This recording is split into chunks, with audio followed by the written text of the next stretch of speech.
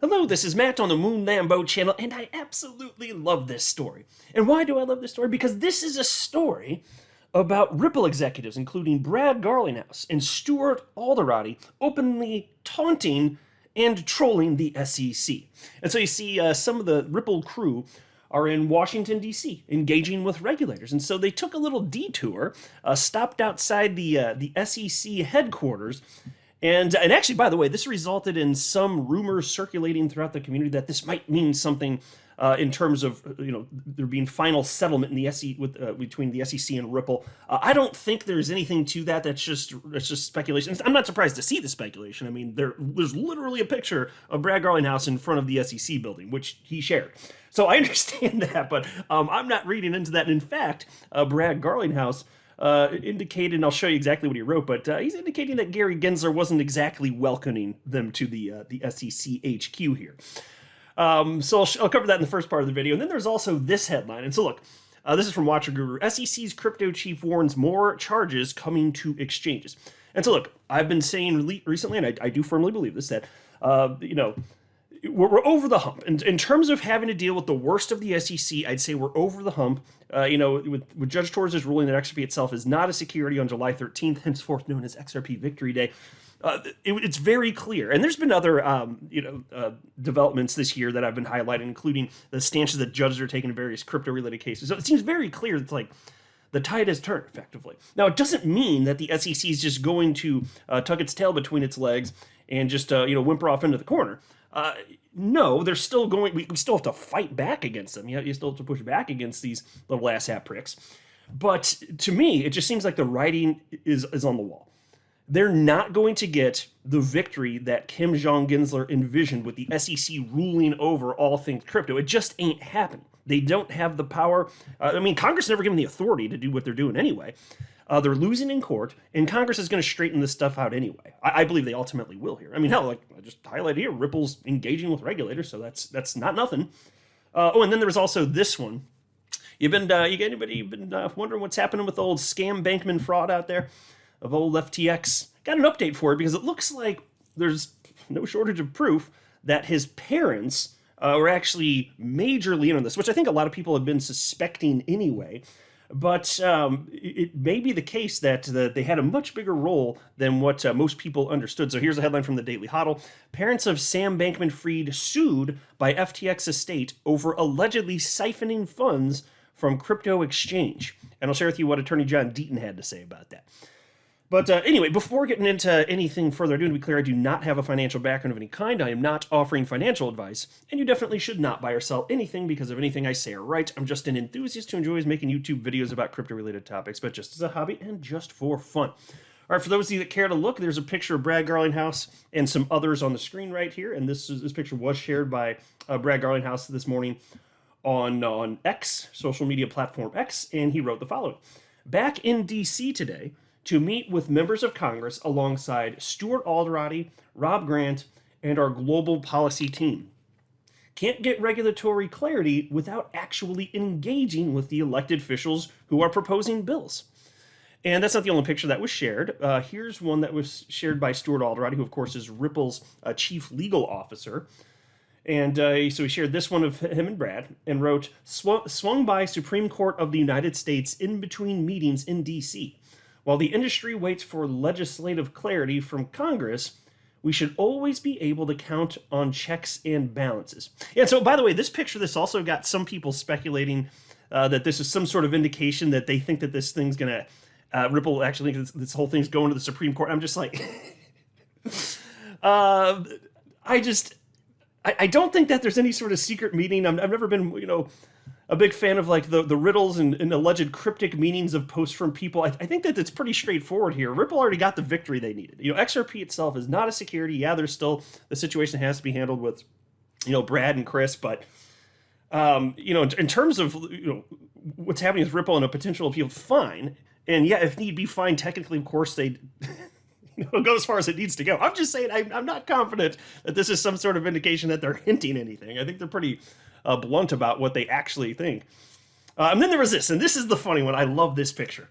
So here you have Brad Garlinghouse and Stuart Alderati with the shrug look, and they're just standing in front of the Securities and Exchange Commission HQ. They took time out of their schedule to stop by purely for this photo op, just to troll the SEC.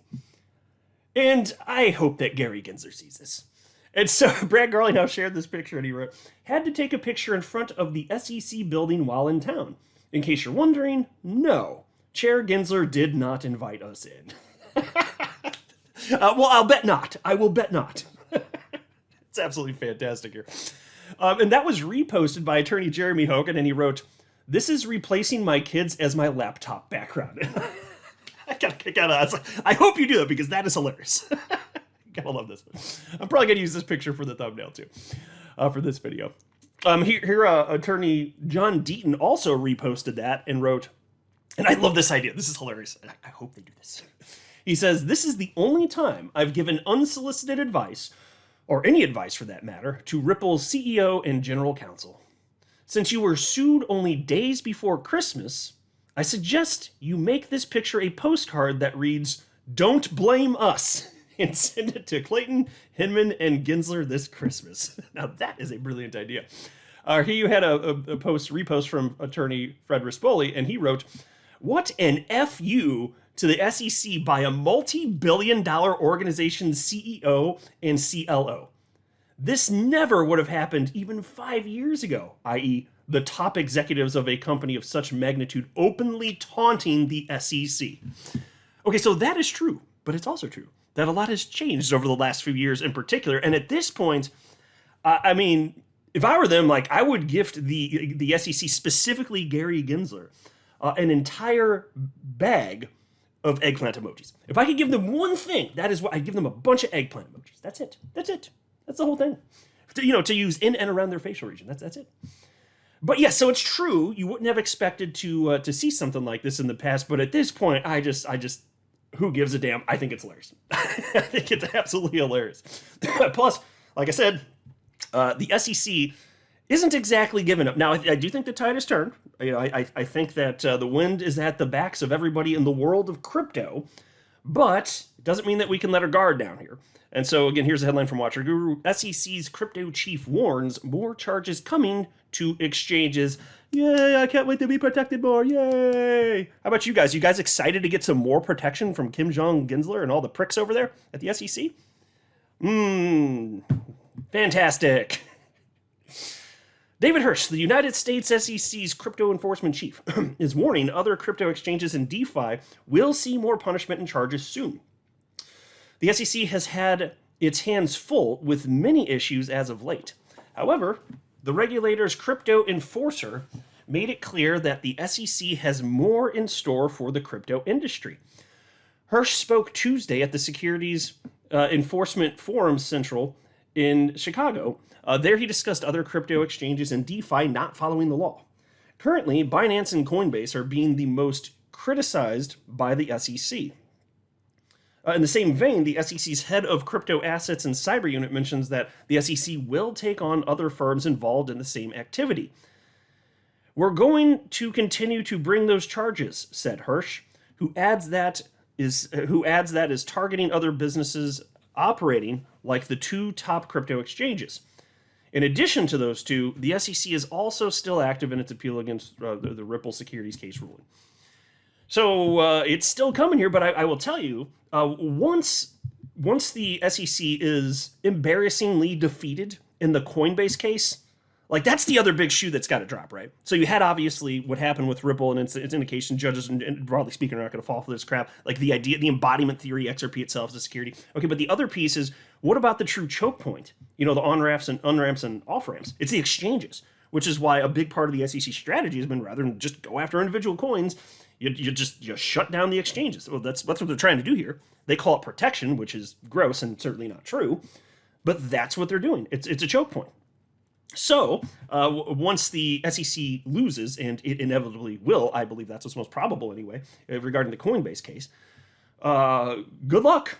Because what else are you going to do? So the asset itself is not a security. And since that's the case, like, what do you think is being traded there? They're not in and of themselves securities. All these tokens that are listed on Coinbase, they're just digital assets. It's computer code, you idiots.